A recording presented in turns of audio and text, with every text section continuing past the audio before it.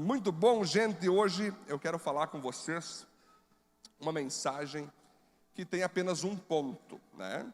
Com o título Deus é Pai. Amém, queridos? Queria que você olhasse para quem está do teu lado e falasse assim, ó, Deus é Pai. É paterno, não paternalista.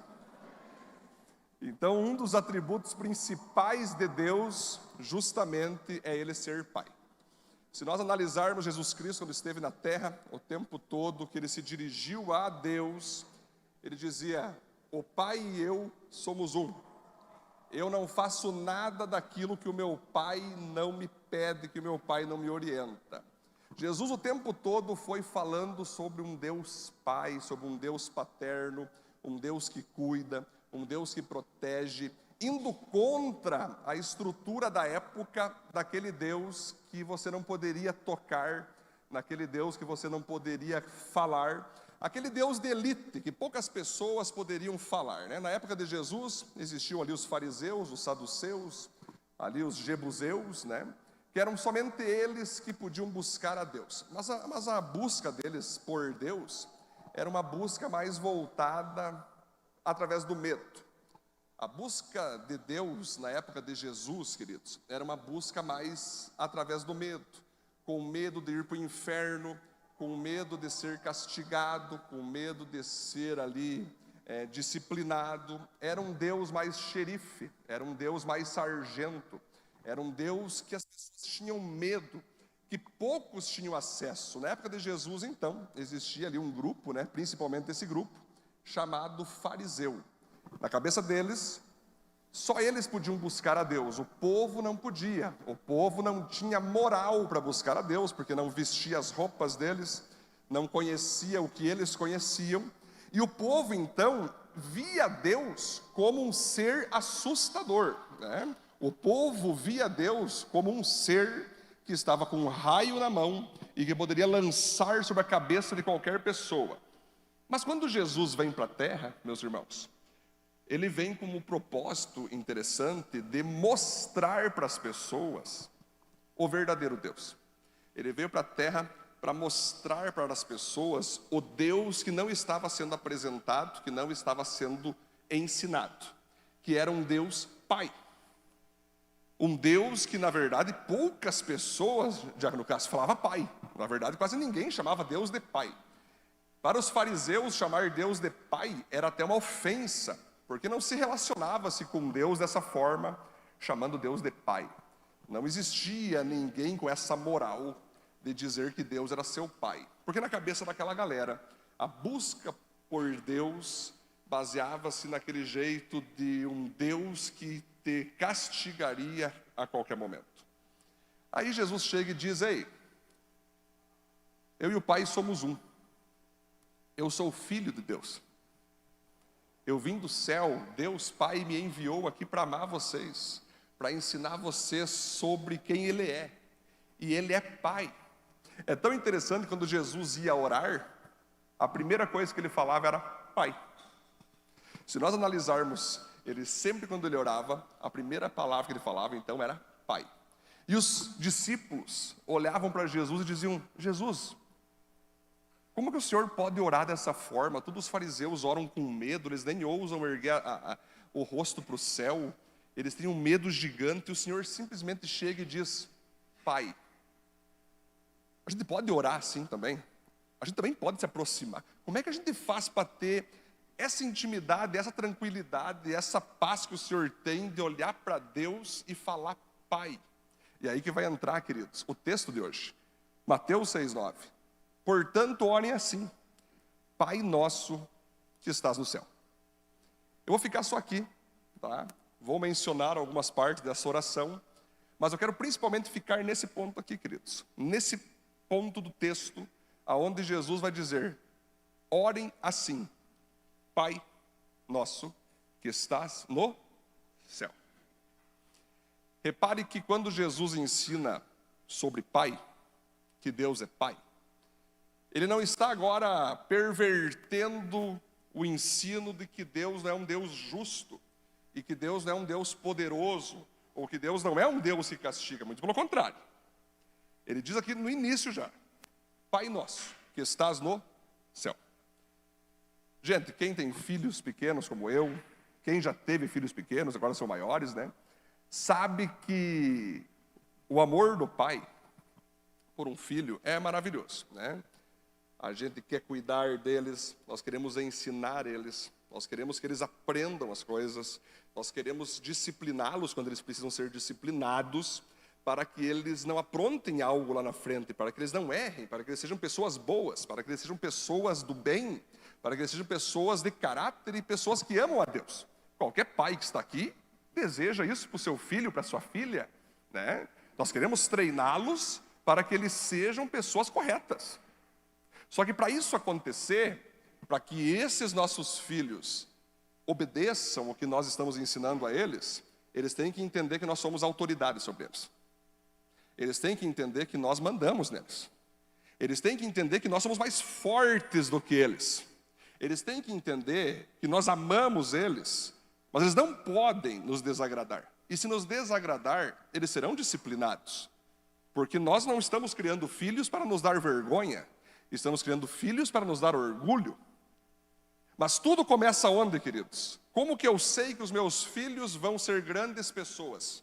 Se eles dois olharem em mim, no seu pai, que eu sou uma grande pessoa, e que eu tenho autoridade para falar para eles o que eles devem fazer e o que eles não devem fazer.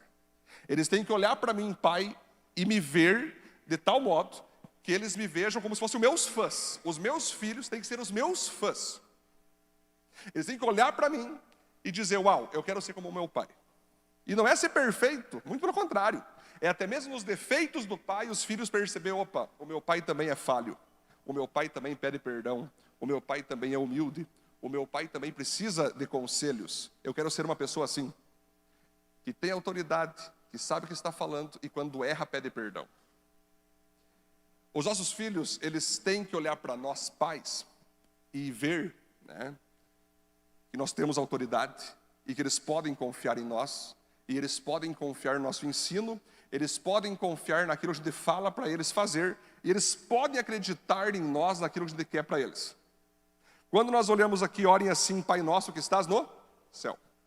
Céu é a autoridade, queridos. Céu, o próprio Deus está dizendo aqui, o próprio Jesus está mostrando que quem está no céu é Deus. Não tem ninguém acima dele. Ou seja, o nosso Pai do céu, Ele está acima de todos. Está acima de todos nós. Então o que Ele diz para nós deve ser levado em conta. Então se Ele fala para nós ser tal pessoa, para nós não ser tal pessoa, para nós fazer tal coisa ou não fazer tal coisa, devemos ter esse respeito, esse temor e esse tremor. Existem hoje dois tipos de crente no nosso planeta Terra. O crente que tem medo de Deus. Ai, eu pequei, vou ser morto amanhã. E aquele relacionamento, vou para o inferno amanhã mesmo. E aquele crente papaizinho. Ô papai, agradeço ao meu papai por meus pecados, porque ele me ama. A sua graça me alcançou. Logo, eu posso pecar tranquilo. Porque Jesus tirou o pecado do mundo, então eu posso continuar pecando, É dois tipos de crente. O que tem medo e o que não tem medo algum. Mas todos, né, que possuem seus pais, o seu pai, ou possuiu o seu pai já, que já partiu como o meu, sabe que a figura paterna, ela tem que ser celebrada, mas também tem que ser respeitada. Isso existe na Bíblia, que nós devemos ter temor e tremor. Temor é eu amar estar com meu pai, comer uma bergamota com meu pai, ficar na sala com meu pai, pescar com meu pai, estar com meu pai. Temor, eu gosto da presença do pai, mas nós também temos que ter tremor. Ai de mim se eu desobedecer, você vem aí. Ai de mim se eu ratear com meu pai. A cinta pega. É assim que funciona, gente. Esse é o relacionamento que Deus quer nos ensinar quando Jesus nos mostra que nós devemos ver Deus como Pai.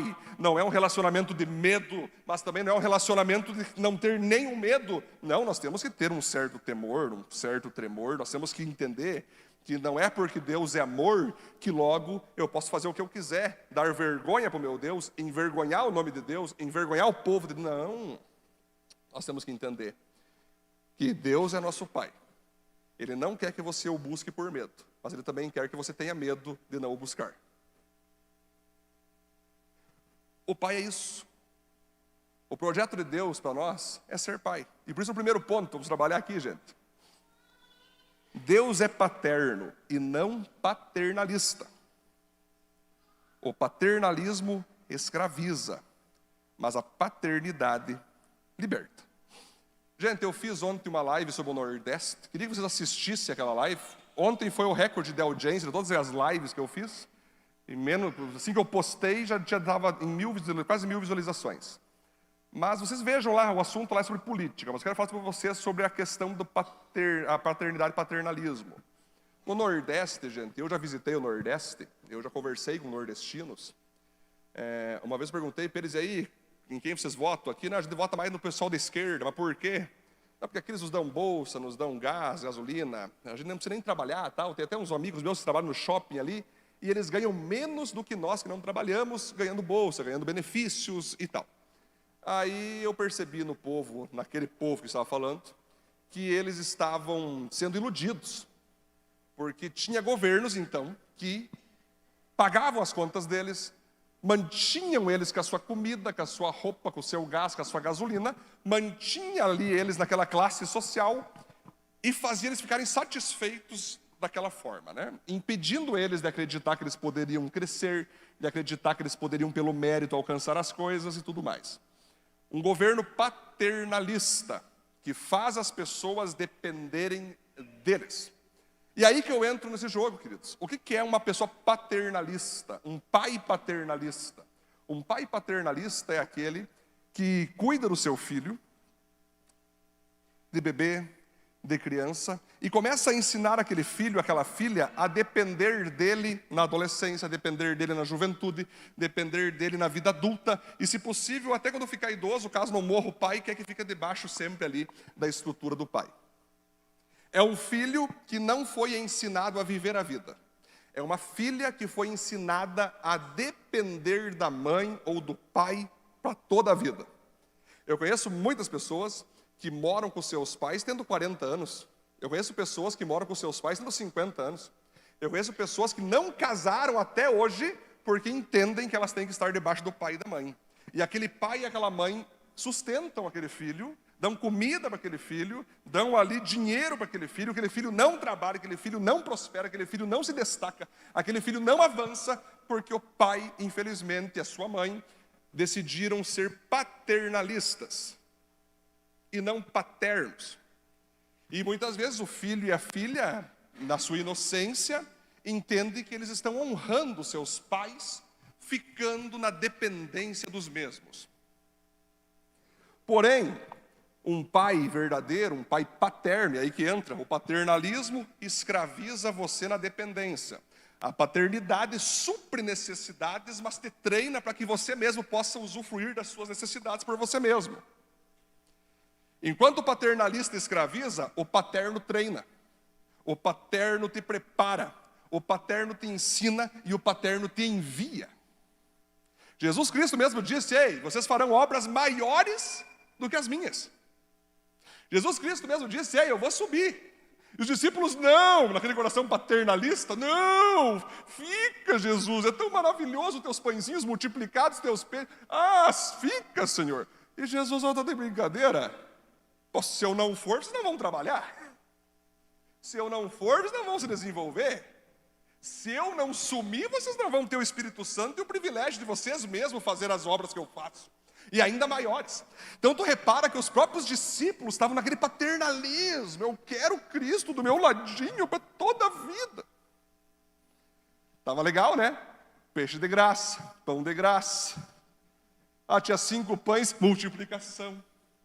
Jesus repreendendo os fariseus, ele só de boinha, só assistindo e fazendo selfie. Jesus repreendeu mais um cara aqui. Né?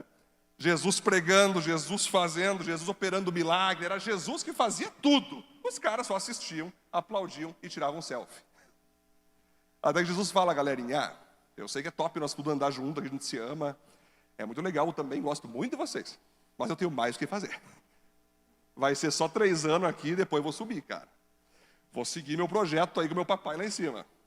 Espero que vocês estejam aprendendo o que eu estou fazendo para vocês seguirem e darem sequência do que eu mostrei para vocês. Então você repare que o próprio Jesus mostrou isso que é legal, é aquela famosa teoria da liderança. Primeiro Jesus fez e os discípulos assistiram, depois Jesus fez junto com eles, depois Jesus mandou eles fazer e ele assistiu, e finalmente eles fizeram sem Jesus. Esse é o processo da paternidade.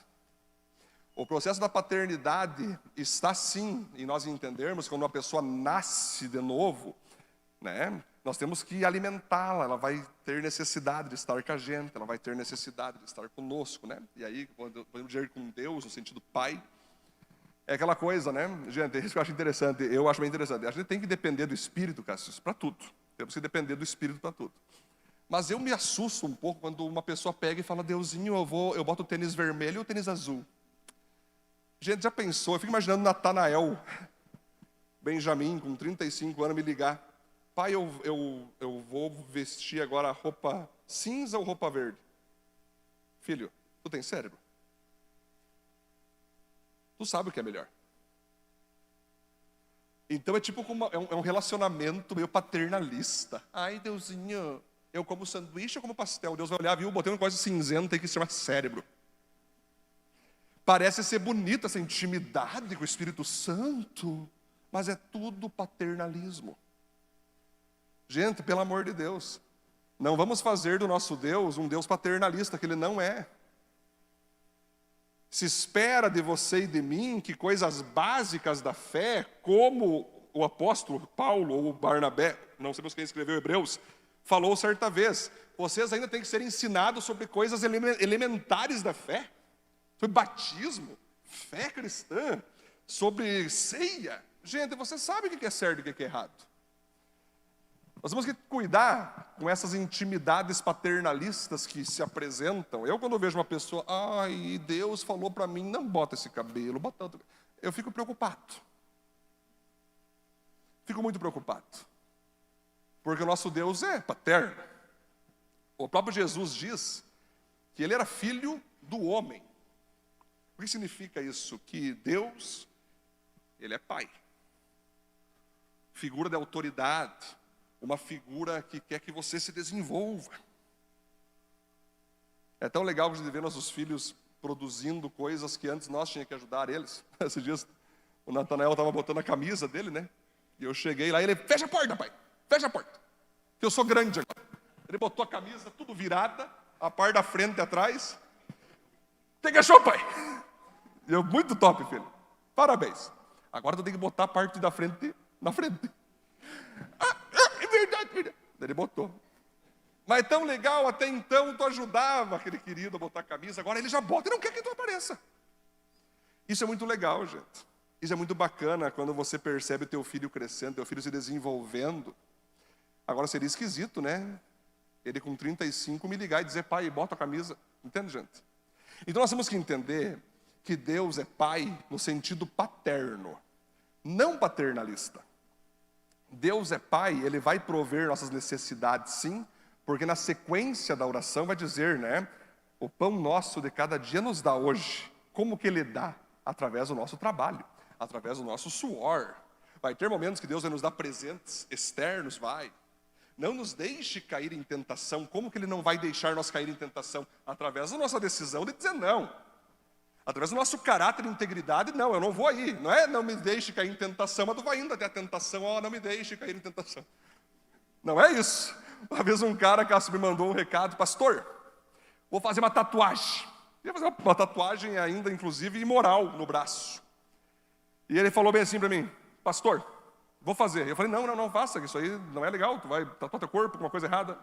Não, eu já orei a Deus. Estarei indo até o tatuador. Se Deus não quiser, Ele me impedirá. Sinceramente, né, cara? Imagine Deus, não. Gente, não é assim. A visão paternalista nos mostra isso. Deus não irá deixar eu cair, daí tu vai indo. Me ajuda, não? Não, gente. É paternidade, ei, não cai em tentação. Você sabe o que é certo, você sabe o que é errado. Eu não tenho que te impedir. É você que tem que se auto-impedir. Eu não vou interferir no teu livre-arbítrio. Porque daí existe, gente, a gente poderia ir para teologias, né? Que o crente não tem livre-arbítrio. Gente, vamos trabalhar aqui. Vamos trabalhar aqui. Em Cristo Jesus, de fato, na prática, nós não deveríamos ter o livre-arbítrio. Nós não deveríamos. Porque nós estamos crucificados na cruz, né? E Cristo tem que viver em nós. Mas se você achar que agora tudo que tu faz, tu perdeu o livre-arbítrio, logo, até o que tu faz de errado quer dizer que foi Deus que te dirigiu? Não. Nós cristãos, assim como um não cristão, também tem o livre-arbítrio. Agora você não tem liberdade mais. Que mentira é essa? Que feitiço esse? Nós não temos livre-arbítrio. Não deveria ter, mas tem. Quando você xinga alguém no trânsito, é Cristo ou é você? Quando você fala um palavrão, é Cristo ou é você? Você deixou de ser crente por isso? Não deixou. Mas, gente, a coisa mais linda de Deus dentro da Bíblia é o livre-arbítrio. A gente continua sendo livre, queridos, mesmo sendo crente. Sendo crente, não deveríamos ser livres. Mas sendo amados por Deus, ainda assim somos livres. Veja a parábola do filho pródigo. Aquele cara era filho ou não? O filho mais novo era filho? O que ele fez? Pai, me dá minha parte da herança que eu quero vazar. Não quero mais viver debaixo da tua autoridade. Quero viver sozinho, sem prestar conta para o Senhor. O que o pai fez? Não, tu não tem mais liberdade. Não existe mais livre-arbítrio. Não. Beleza, filho. Eu não posso te impedir. Eu não concordo com você. Você sabe que o que eu te ensinei vai contra isso que você quer fazer agora. Mas eu não posso te impedir. Só saiba o seguinte, filho. A hora que tu estiver com a cara quebrada, a hora que teus amigos te abandonar, eu vou estar aqui te esperando. A Bíblia fala que não deu outra. O filho quebra a cara, volta, não querendo nem chamar Deus de pai, envergonhadíssimo. E aquele pai traz o filho de volta, bota uma coroa na cabeça, anel no dedo, faz uma festa, né? E fala assim, esse filho estava perdido e morto, mas agora ele vive. Então vocês entendam que é possível um cristão, um filho de Deus, abandonar o pai. E ter que voltar para a presença do pai. E ter que voltar para a casa do pai. É possível? Então a gente não pode cair nessa teologia barata, que crente não tem livre-arbítrio. O que é isso, meu Deus do céu? Se crente não tivesse livre-arbítrio, não tinha crente se desviando. Isso é um calvinismo que nós não podemos, como igreja, admitir. O calvinismo acredita nisso. Deus escolheu quem vai ser salvo. E Deus escolheu quem vai para o inferno. Não importa o que tu faça, se você vai ser bom, e Deus escolheu que vai para o inferno, não adianta. Agora, se Deus escolheu tu ir para o céu, tu pode pecar à vontade, no final é loteria. Não, gente. Nós somos uma igreja baseada na graça e na teologia de Armínio, que combate o calvinismo, que é aquela que Deus não escolhe quem vai ser salvo. Quem escolhe ser salvo é a pessoa. Deus quer que todos sejam salvos. Não confunda Deus querer com Deus escolher. Quem escolhe ser salvo é o próprio ser humano. Porque se não fosse assim, João 3,16 não diria, porque Deus amou o mundo tanto que enviou o seu Filho único para todo aquele que nele crer, não pereça. Não diz para todo aquele que Deus escolher. Não diz para todo aquele que Deus determinar. Não, gente. Deus é soberano, vou estar trabalhando daqui a algumas semanas sobre o atributo soberania de Deus. Deus sabe quem vai ser salvo, óbvio. Deus sabe quem vai para o céu e para o inferno, claro. Isso significa que Deus está modelando a humanidade para que caminhe para o inferno ou caminhe para o céu? Não, queridos. Claro que não. Senão Deus seria muito injusto, né? Imagine só. Estou buscando aqui e Deus vai para o inferno. Não adianta. Tem fundamento. Não tem fundamento. Então nós temos que entender que sim. Foi colocada essa cruz aqui, gente, que eu estava sempre buscando aqui na igreja um local para botar a cruz. Faz tempo, né? E Deus falou aqui, ó, bota nesse lugar aqui. Maravilha, então vai ser aqui. Porque essa cruz ela simboliza, Cássio, que nós temos que botar o nosso livre-arbítrio aqui, na cruz. Porque o Pai Nosso, que estás no céu, santificado-se o vosso nome, venha a nós o teu reino, seja feita a tua vontade e não a nossa. A cruz é isso, é eu diariamente pegar o Edson que quer fazer o que ele quer e tu não, é Cristo. Então essa cruz vale para nos lembrar disso. Que toda vez que nós quiser agir em nosso nome, vamos para a cruz. Toda vez que nós quiser fazer algo ou não fazer algo, vamos para a cruz. Vamos deixar Jesus operar através de nós. Vamos deixar a palavra de Deus operar através de nós. Isso é nos colocar debaixo da paternidade de Deus. Essa paternidade, então, ela nos supre necessidades, mas ela nos treina, ela nos corrige, ela nos prepara e ela nos envia. É o papel de você como filho e como filha, dar orgulho para o teu Deus. Fazer o Deus Pai olhar, gostei. Lembra do batismo de Jesus? Aquilo é lindo demais. Esse é o meu filho amado. Quem gosta da oficina aí? Jesus batiza nas águas e o Deus Pai pega e olha e diz: esse é meu filho amado, em quem minha alma tem prazer. O Deus Pai olha para Jesus batizando, que não precisava se batizar, mas se colocando no nosso lugar. Um Jesus que não precisava sofrer, mas aceitando sofrer por nós. Um Jesus que se colocou, estava de boa no céu, no conforto das divindades celestiais, desce até a terra e se coloca em nosso lugar, se batiza, é perseguido, é caluniado, é morto por nós. Ressuscita. Alguém que deu orgulho para o seu próprio Pai. A gente sabe que na Trindade, Deus Pai, Deus Filho, Espírito Santo, três em um em três. Mas ali, de fato, Jesus mostrou um modelo de filho. Um modelo de filho que busca dar alegria ao seu Pai. As ações que você tem tomado diariamente, quando prestado conta para Deus, Deus tem orgulho das suas ações? Quando Deus olha para você, quando Deus olha para a tua profissão, para o teu trabalho, para a maneira que tu se comporta na sociedade, Deus diz: essa é minha filha amada, em quem minha alma tem prazer. Esse é meu filho amado, em quem minha alma se compraz. Ou talvez Deus fica na dele: olha, eu não vou falar nada aí não. Não vou nem falar o que eu penso, filho. Tu sabe o que eu penso. O papel nosso de filho e de filha é justamente isso. Dar orgulho ao Pai. Ele é o nosso Pai. E aí eu lhe pergunto: quem poderá mexer com você, sendo que você é filho de Deus? E os caras chegam: tu não tem medo dos comunistas? Eles têm que ter medo de mim. Não é eu. Quem é aqui que tem o Pai Deus? Só eu, não eles. Tu não fica meio preocupado, pastor, quando tu é perseguido? Opa, quem tem que estar preocupado é eles, não eu. Mexeu comigo, mexeu com ele. Eu sou filho de Deus, cara. Nós somos filhos do que há de mais poderoso, magnífico, glorioso, que é o próprio Deus. E por isso, filho de peixe, peixinho é.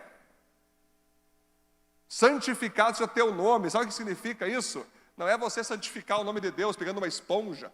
Vamos santificar teu nome, que ele está muito sujo. Não. É você ser santo nessa terra e as pessoas olharem o nome dele sendo glorificado através da tua santidade. Então nós temos que entender, galera, que esse processo do nosso Deus Pai envolve sim, ele suprir nossas necessidades até onde nós não podemos, nos preparar para nós suprirmos nossas próprias necessidades, nos treinar para que possamos fazer obras até maiores que as de Cristo Jesus, e nos enviar para fazer aquilo que Ele quer. Olha que está do teu lado e diga assim: Deus é Pai. Para você se comporta como filho? Então, galera, esse Deus paterno, e não paternalista. Ontem eu orei naquela live, Léo, e eu senti o Espírito Santo forte. Eu falei, Deus, toca no coração do povo nordestino, para que eles parem de ficar na mão do paternalismo, e para que eles acreditem que eles podem sim, eles mesmos levantar escolas, levantar empresas, eles podem fazer, gente, eu tenho orado muito no Nordeste, para que o Nordeste se torne uma Dubai dentro do Brasil. Daqueles desertos que tem lá se tornem cidades, prédios, empresas, gente, escolas, hospitais. Mas para isso acontecer, meu Deus do céu, eles têm que sair do paternalismo, que mantém eles na pobreza, mantém eles numa vida de dependência. Então é isso, gente. É assim que funciona. Nós temos que pedir para que Deus venha com a sua paternidade sobre todos os estados do Brasil, sobre todo o planeta, sobre todo o mundo. Deus não disse para Adão, Adão, eu mesmo vou botar nome nos animais. Não, tu bota nome nos animais. Deus não falou, Adão, deixa que eu mesmo vou regar as plantas. Tu vai regar as plantas. É uma sociedade aqui, Adão. Eu faço minha parte, você faz a tua parte. Aquilo que você pode fazer, não vou mover nada em teu favor para que você faça. Aquilo que tu não pode, aí sim, eu movo céu e terra para fazer no teu lugar. É assim que funciona, queridos. Vamos lá, conclusão. Para a glória de Deus. A maior alegria de um pai é ver seu filho crescer. E a maior alegria de um filho é ver o orgulho no rosto do seu pai. Amém? Vamos ficar em pé, por gentileza, queridos. Para aplaudir a Deus a mensagem.